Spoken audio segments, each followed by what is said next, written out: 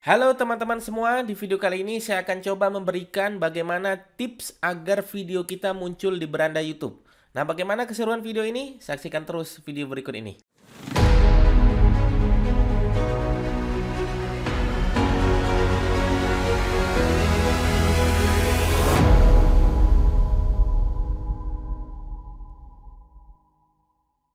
Baik teman-teman sekalian, seperti biasa ya, saya akan mengetikkan ini biar kita sama-sama paham. Teman-teman silakan dicatat ya, karena ini penting sekali ya, agar video kita ini muncul tidak hanya melalui SEO YouTube teman-teman sekalian, tidak hanya melalui dari apa yang dicari oleh orang-orang, tetapi kita berharap ya, agar naik kelas video kita ini adalah muncul direkomendasikan pihak YouTube seperti itu ya. Saya akan tulis di sini ya, cara agar video ya muncul di beranda YouTube seperti itu ya teman-teman ya. Nah, kenapa sih harus di beranda YouTube, Mas Didik? Iya, karena video yang muncul di beranda YouTube itu adalah video-video yang tanpa kita harus menggunakan teknik-teknik SEO, teman-teman sekalian. Nah, sebagai contoh ini ya, ketika saya membuka YouTube seperti itu, youtube.com semacam ini, teman-teman sekalian, dengan menggunakan akun saya yang ini, nah inilah yang muncul nih. Ini ada tulisan direkomendasikan gitu kan. Nah, ini berarti adalah video-video yang pernah saya tonton sebelumnya. Mungkin bukan video ini ya, tapi video-video yang lain gitu. Tapi yang pemilik channelnya pernah saya tonton gitu ya. Nah, video-video dari pemilik channelnya seperti itu. Walaupun mungkin tidak saya subscribe seperti itu, tapi saya menonton videonya. Nah, dalam kesempatan kali ini kita akan coba membedah nih teman-teman, bagaimana sih video kita agar muncul di beranda YouTube.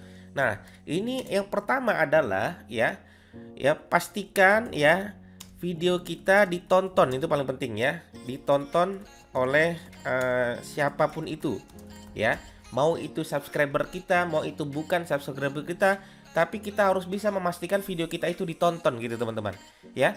Bagaimana misalnya saya menonton videonya Raditya Dika ini ya teman-teman ya, ini saya tonton video Raditya Dika, maka di sebelah itu ada tanda berikutnya gitu ya, artinya ini rekomendasi video-video berikutnya. Kita bisa lihat nih teman-teman. Nah, ketika saya sudah menonton video Raditya Dika, mungkin saya menontonnya bukan hanya dari rekomendasi ya, mungkin saya pernah mencari ya channelnya Raditya Dika, mungkin saya tidak mensubscribe gitu kan. Saya pernah menonton videonya dengan misalnya dengan Zawin misalnya seperti itu. Nah, maka rekomendasi ini akan memberikan ya video Raditya Dika yang lain dengan video-video yang lain seperti itu. Seperti ini ya, dengan Aditya seperti itu. Ini saya tonton ya. Nah, di berikutnya ini teman-teman ya, sehingga akan muncul tuh ya video-video Raditya Dika yang lain tuh ya, Raditya Dika yang lain tuh yang muncul ya. Kemudian ada lagi videonya Raditya Dika yang lain tuh ya muncul ya. Ya, kemudian kita bisa lihat lagi di sini itu Raditya Dika yang lain ya. Jadi ketika saya baru aja menonton Raditya Dika ya, maka video-video Raditya Dika yang lain itu akan menjadi rekomendasi dari pihak YouTube, istilahnya adalah memberikan rekomendasi kepada saya gitu teman-teman ya. Berarti itu terjadi kenapa? Karena saya pernah menonton videonya. Maka kita ketika sudah mengupload sebuah video, kita harus memastikan video kita ini ditonton teman-teman. Atau istilahnya adalah kalau saya paksa orang lain untuk nonton gitu ya. Paksa orang lain untuk nonton. Nah, paksanya dalam hal seperti apa ya? Kita share ke bentuk eksternal kita teman-teman. Ya, mungkin kita bisa share ke WA marketing ya, atau WA status gitu ya. Mungkin kita bisa share ke Facebook gitu kan, Facebook group gitu. Walaupun mereka tidak subscribe kita, tapi kalau mereka pernah menonton video kita, maka yakinlah besok-besok ketika mereka membuka home youtube.com semacam itu atau membuka dari HP-nya, maka bisa jadi video kita akan direkomendasikan oleh pihak YouTube. Itu yang pertama teman-teman ya. Maka teman-teman pastikan paksa dulu orang lain untuk menonton video kita. Share aja kemana-mana. Punya Instagram, share gitu ya. Punya Facebook, share gitu ya. Punya Facebook group, share ya. Kalau teman-teman punya WA group, nah, yang WA grupnya itu boleh untuk share tempat-tempat media-media yang lain, silahkan share aja gitu ya. Biar orang lain itu penasaran, akhirnya mereka ngeklik dan mereka menonton video kita, maka besok akan menjadi rekomendasi video-video kita yang lain seperti itu teman-teman. Yang kedua adalah karena faktor judul dan tag. Ini penting ya teman-teman ya. Bisa kita tiru nih. Faktor judul dan tag itu mempengaruhi rekomendasi yang lain. Ya, tapi ada syarat-syarat yang lain ya teman-teman, ada ketentuan yang lain ya. Sebagaimana misalnya video saya ini teman-teman, saya tonton di situ ya. Saya menonton videonya Raditya Dika, oke.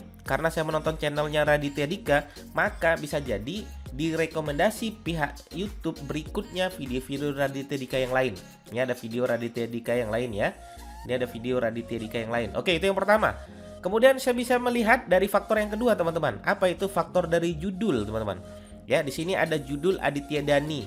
Karena di sini ada faktor judul Aditya Dhani, maka rekomendasi video-video berikutnya adalah video-video mengandung kata kunci di judul Dhani Aditya Dhani. Ya, pokoknya mengandung ada Aditya Dhani atau Dhani seperti itu ya. Di sini juga kita bisa lihat ya.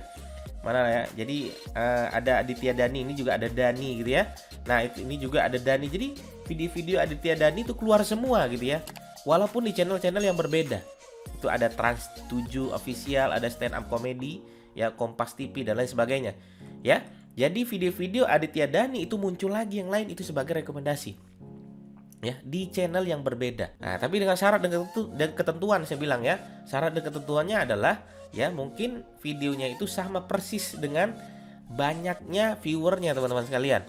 Nah, di sini 900.000 ya, Indosiar 206.000 ya, kemudian Kompas TV 242.000. Jadi kalau kita buat channel yang kira-kira viewernya baru dikit ya mungkin pihak YouTube tidak akan memberikan rekomendasinya kepada kita.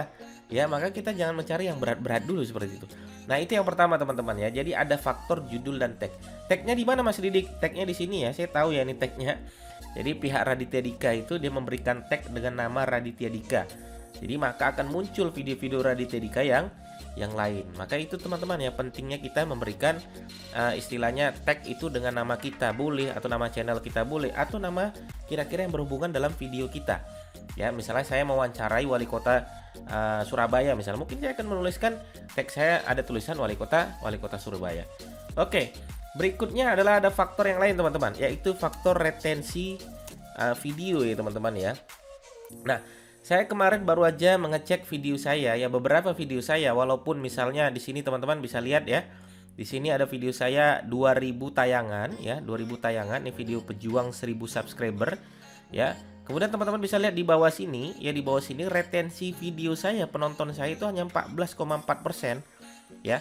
Maka di sini ya aktivitas real time saya, sumber traffic saya itu tidak menunjukkan ada dari rekomendasi video ya, karena saya selama ini fokus di SEO YouTube, maka rata-rata video saya itu berasal dari sumbernya penelusuran YouTube ya. Ini disebut dengan SEO YouTube ya teman-teman ya.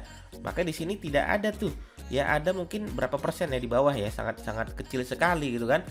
Tapi ketika saya membuat video cara cari produk untuk jualan online semacam ini teman-teman, tayangannya kecil, tetapi teman-teman bisa lihat retensi penonton saya itu 39,3% ya.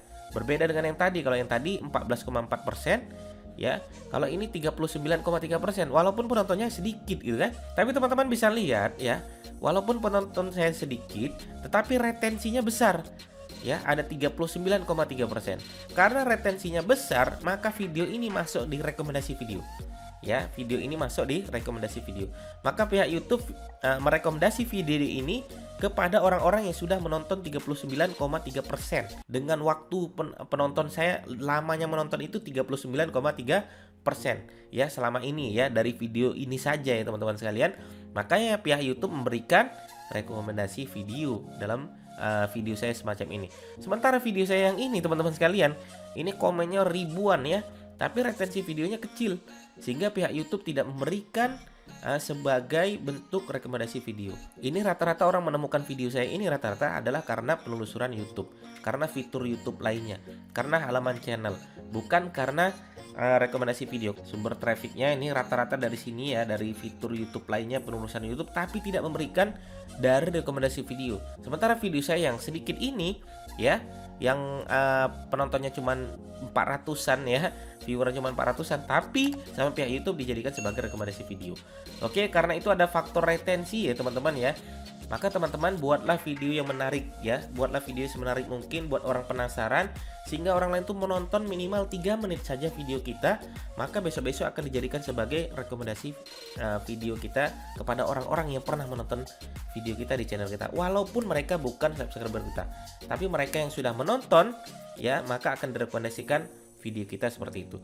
Kalau saya memberikan ini teman-teman sekalian ya, saya akan tunjukkan ini bahwasannya video saya itu sebenarnya penontonnya lebih banyak adalah penonton-penonton yang bukan subscriber, teman-teman. Ya, ini teman-teman bisa cek aja di bagian analitik ya.